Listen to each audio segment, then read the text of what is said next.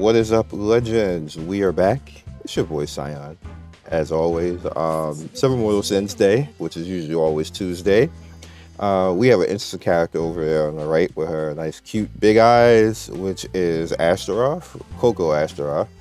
And we have an interesting thing this week. Did I do my weekly stuff? I did, because I usually forget sometimes I forget, but yeah. So this is the first week that we have everything overlapping. And what I mean by that is when you go to the left-hand side over here, you're going to notice going through. We have the Panic Coco login right here, but we also have the Tower Kazuna from last week overlapping, which is cool. So you get two different logins at the same time now. It's the first week of that. Oh, it might have happened before, but this is the follow me, keep going. So we also have the game of Hegemony right here. So if you do some of this is going to overlap, but simply showing up, you get login rewards, which is usually posters, which is good for leveling up your karma on your characters, or if you want to Kazuna farm for currency, which is also great as well. But we have also Coco Monster. Now, what usually would happen is they wouldn't have the second one right here. It would just be something else. But now we have both of these at the same time. I don't know if they intended to do this, but JP does this all the time. But JP did it for a long time after a certain point. Like recently, it wasn't always like that in JP. They're doing it early over here in Global because F it, Global, we do what the hell we want. That's just been the MMO for you. Like they just... Global, we're gonna do what the hell we want to do, and y'all just keep up, which I find it fun, but it puts off some people who feel like, oh my god, I can't keep up because I can't save and get all these characters. Like, who told you you're supposed to get everything? Like every time somebody says something like that, you just sound spoiled. The whole world's supposed to wait for you because you want to save, and like I can't get everything either. I don't have every character. I'm not gonna be out here complaining every video because they decide they want to do content. I like when companies do this because it gives me something to do. I always have something to do. I'm not sitting here like, oh my god, when's the content gonna come? There's not enough content. Like I'm sitting here looking at the screen, like I'm out of stamina. I want to build something. I want to do something. You know what? That in Tower of Fantasy that's happening right now. And Tower of Fantasy arguably is rushing, and it's happening in Tower of Fantasy right now. But people don't even want to play because they wait for 2.0. Stuff ain't coming fast enough, and people are complaining on the other side. So as a company, when you take too long, that's what happens. But then when the company does it every week, you have people like, oh my god, I can't keep up. Like you can't, there's no way to make everybody happy. And I'd rather have it every week, if we're being honest. That's very hard to do. And people think that this isn't a very graphical game, but there is a lot to this game. If you break it down and like look at everything done, these anime-ish characters, with actually getting stuff to actually work, and you guys noticed in the beginning, they had issues like going that fast and trying to translate and everything else and making sure everything works. That's not easy, and this is probably not a very big team doing this. That makes it even harder.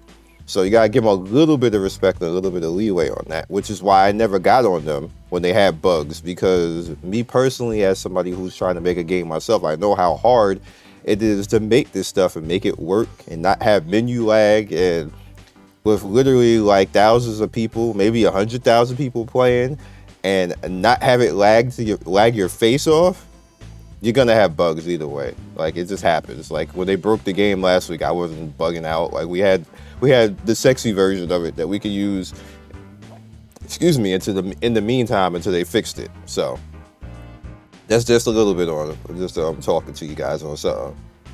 But I know somebody's still gonna complain and act like they super dev and they know what they're doing. But you know, you have to say stuff like that so that just shuts up the complainers so they understand, because sometimes somebody complaining don't understand the situation and just being a spoiled gamer. But with that said, this is the first time we're literally one thing short of this game basically just being JP in the English form, and it's the dice. The dice, that's the only, and the dice is what made it lit, but I'm gonna warn you guys, I don't think the dice is going to be the way it was in JP, because they already nerfed something with that, and that's the way that you get things in the event. we don't have the same thing anymore because I guess they figured that was too lucrative. We no longer have the ability to just get like the summons in the shop anymore like this. And the dice directly affected that, which allowed you to just, even if you were unlucky, you can just manufacture the character basically over time, which I think is still a good way to do it because you need so many of a character. You need 16 of a character to max it out. So there's no reason why you shouldn't be able to manufacture at least one so you get the character. That was what made this game kind of cool, and they took it away in global. And I'm forever going to keep mentioning that because that was the dumbass idea that you could have done, user joy. Y'all know, and they know that they're gonna. I don't care if I piss off some dev at your company. That was a very dumbass idea. Like, there was no reason to do that. You're gonna make enough money from people needing to get dupe characters like that. You don't need to do stuff like that. But with that said, over here, if you are done with, like, if you don't want to go after the other event, which is the Battle Lords one, where you have the Cherry Vintage Seer, then you can go into Coco Monster. Now, the cool thing about this now is that re-ups the purchase cap on the trainers. Like if you ran out of trainers over here and the Battle Lords one, and then you have the Sin fragment over here if you want to go after Sin fragments and stuff like that, the Awaker Orb. Like there's a bunch of cool stuff that you can go after, including all this stuff. But typically this is just the pity right here, but it's all in here. And then you have the posters if you want to go after that. You don't want to just use your stuff on that. But like I said, this is the first time that both of these systems are overlapping like this at the same time, where you can just pick one, whatever you're done. And if you weren't done with Cherry Vintage, which I'm not done, which I'm gonna stay over here, I'm ignoring this for right now. I'm gonna keep doing this right here, this one, to max out Seer, because I'm gonna use Seer eventually. Where is she? I'm gonna use her eventually. So to max her out and finish her karma, see her karma is at 20 without me spending anything. Granted, I haven't spent anything at all, and see her karma is at 20 with posters that you get every day from the login, and then me putting all of the currency that I was spending towards not my currency, the stamina that I was spending towards farming the event and everything, and then buying her karma item just to max her, because it's just really easy to actually do that. Why not? Why not? I'm already done with Dark Query Satan, so I might as well just do that, and then I still have to finish out Winter, Lucy, and then Bilal, which you see they're not that far out. And eventually what happened is that Bilal came, and then I was trying to farm her, and then Winter Lucy came, and I was trying to farm her, and then Satan came, where she overlapped all of that. So I just went and finished her, and then I'm gonna go back to each of these characters as well.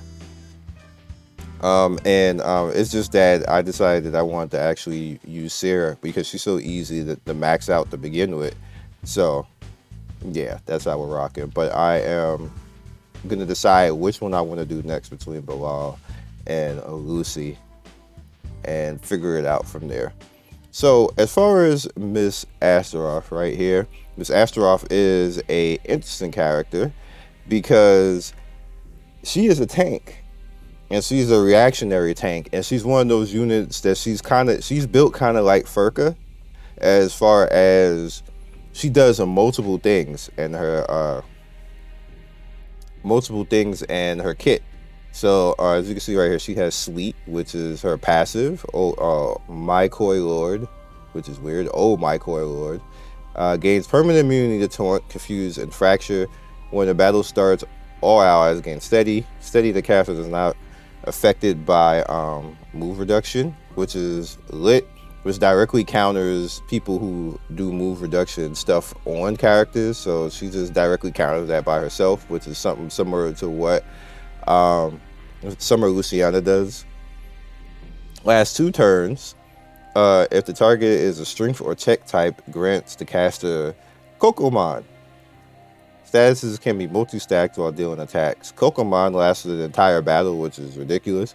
Attack percent and stacks up to 15%, which is like what?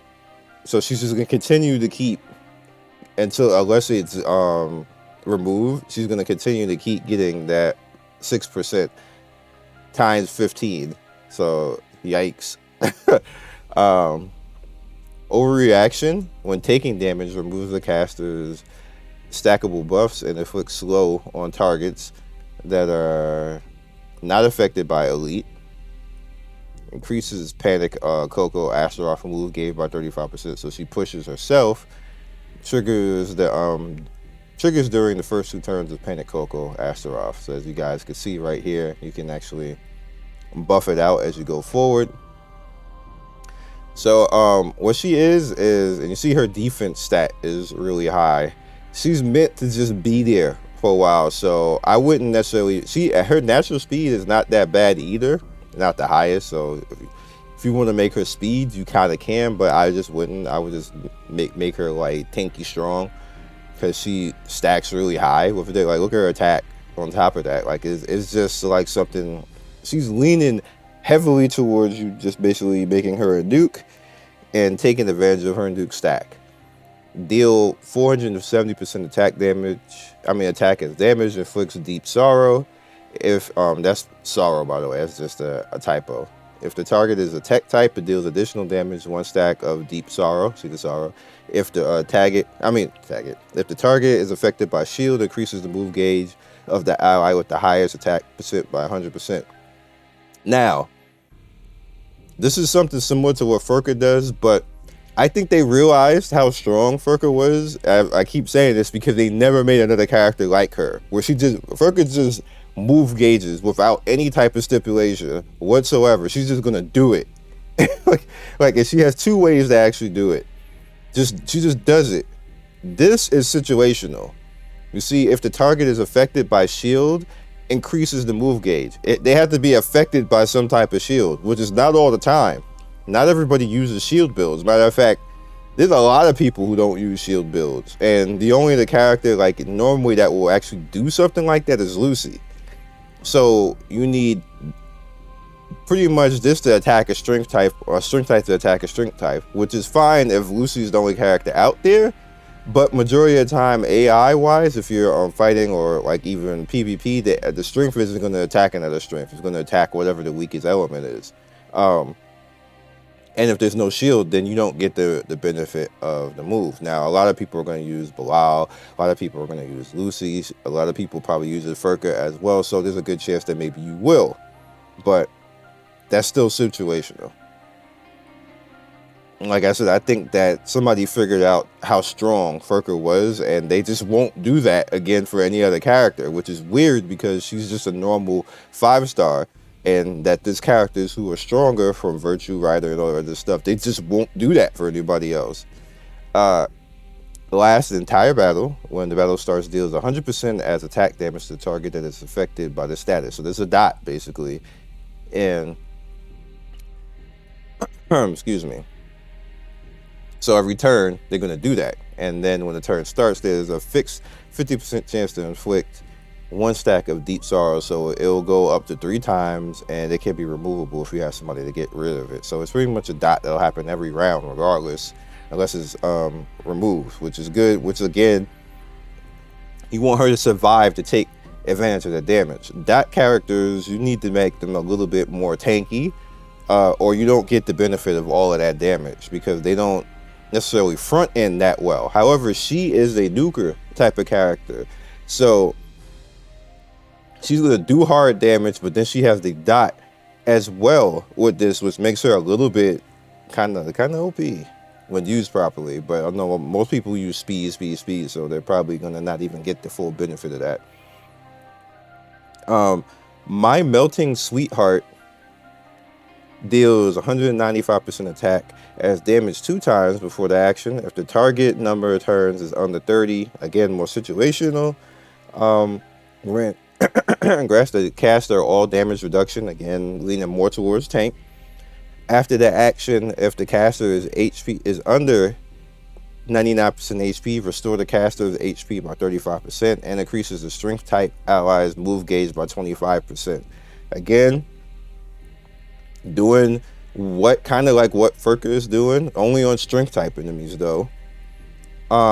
And healing herself at the same time. Again, she's a really interesting character. Like this is fun, having all this type of stuff, and then make it so she's put in that type of situation. This is just good. Like it's just fun all the way around. Like, so you just want to make sure. Again, this is all at like max level, but still, even when it's like base level, it's still cool. And the last one, Obligation Chocolate 4 deals 260% attack as damage if the target is affected by a hot, removes statuses, and inflicts block heal. After action, inflicts 2 dazes on 2 agility type enemies, and with the highest attack, there's 2 enemies. If there are 2 enemies or below, removes the target's all damage reduction. This, which is also I see this last one is weird, but let me base you guys a little bit right here. You also notice that the third thing right here is going to affect extra targets right there, which is cool too. Which this directly affects characters who heal over time. So Chino, screwed like off the 1 skill, which you don't want a lot, but you know, that kind of directly affects Chino, what she does at the start of the round, because she automatically starts with a heal over time, which is interesting. The twins do that as well, and I think a few of the characters actually heal over time as well too. So she directly blocks that. So this character affects all three of the elements in different ways through all her attacks. She affects agility, tech, and strength, but it's through all 3 of the skills in different ways. So she directly counters all of them, which all of that is cool. That's cool. It's cool they made it a unit like that. I didn't necessarily pay attention to the fact that she was doing that in the JP version. I knew that she countered tech and agility, but she counters all 3 in different types of way, and then she buffs strength over here as well. So like, this is a very interesting character. You get this character, you can just make her if you are the type to be using like a turtle type of build, she's a really good character for that. She's extremely turtle. Matter of fact, you can go strength and then make her a bruiser type, and she'll live. She'll just live because it's just the way that her kit is, and she'll be annoying. Like, they're annoying to get rid of. So this is gonna be fun. This is gonna be fun. I'm not going to be spending the currency because I'm saving currency because I'm waiting for some of the other characters that's coming in the future. But if I get her, I'm going to use her. If I get her, there's no guarantee I'm going to get her, but I'm not going to use my currency because, like I said, I'm saving. And you see, I'm already up to 5,000 like right now, and that's what me saving. I'm just not using any currency right now.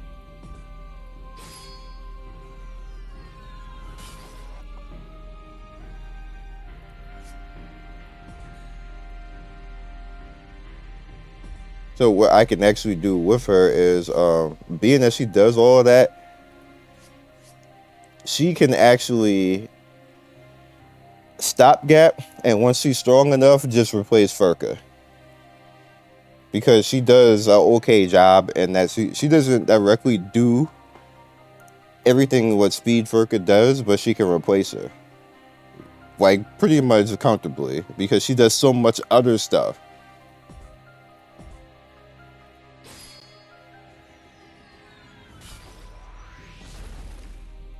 And we didn't get her, so let's just skip through there,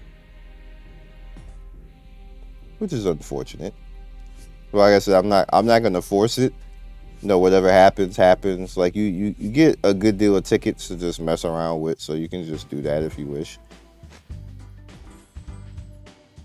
but she does so much that you know, it isn't necessarily a good Furker replacement. All right, so I will catch you guys next video. Good luck to you on your summons and everything else. Chino looking at me like, who is this character? Why does she directly block me? What did I do? I'm not OP. Actually, Chino, when you get to 120, you are very OP because your dot just destroys everybody. So, like, 2 dot characters, like if you throw out like Michael and her, if you guys remember when I had that dot build team, like the first round, like the other team would faint. Like they was just faint. Like you wouldn't even have to touch them, and there's the whole team be dead, basically from dots. Like 3 dot characters. Oh my goodness. Catch you guys later. Thank you, Legends, for getting to the end of the video. We do 3 to 4 videos every day. Don't forget to like and subscribe and hit that notification bell so you can be first in notification squad. I love everybody who stops by, and I will see you next video. Peace.